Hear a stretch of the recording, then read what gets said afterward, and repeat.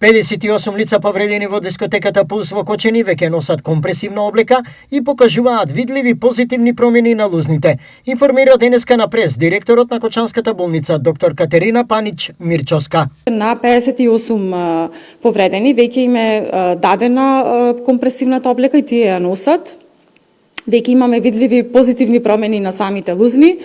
Во однос на препораките, во однос додека го добијат вториот пар на компресивна облека, препораките остануваат за носење на цикакер со компресивни завои врз цикакерот, за да остани таа компресија по континуирано време, бидејќи самата препорака за носење на компресивна облека е во период од 23 часа. Кои се останатите важни детали за компресивната облека? Време дека таа компресивна облека, 2 пара ќе им бидат потребни на секој период од 6 месеци да се менуваат во периодот од следните 2 години и дека тоа ќе се прави во соработка со Фондот за здравство, дека ќе се обезбедуваат понатака во според нивните потреби.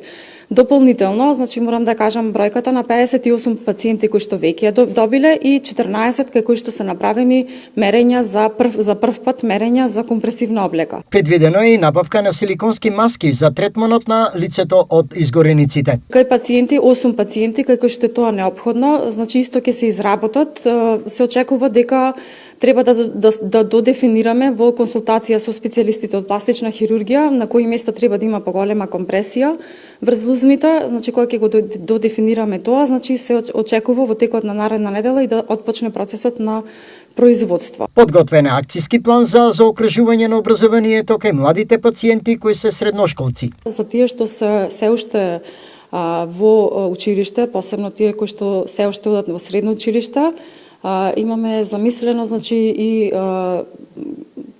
планирано остварување на средба со нивни наставници, педагози и психолози од училиштата каде што биле, така да исто е ќе имат и психолошка подршка, за кој што план е одговорно Министерството за здравство. И покрај континуираната психолошка подршка, континуираната физикална медицина, ќе имаат и посета и од токму од лица од образованието кои што ќе може да разговарат за понатаму за образовниот процес. На денешниот прес владиниот портпарол Марија Митева информира дека владата активно вложува во здравствената инфраструктура во Кочани со цел создавање на подобри услови за лекување и рехабилитација на пациентите.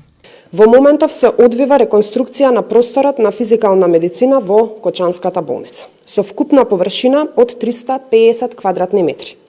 Рокот за завршување на работите е предвиден во наредните 3, максимум до 4 недели.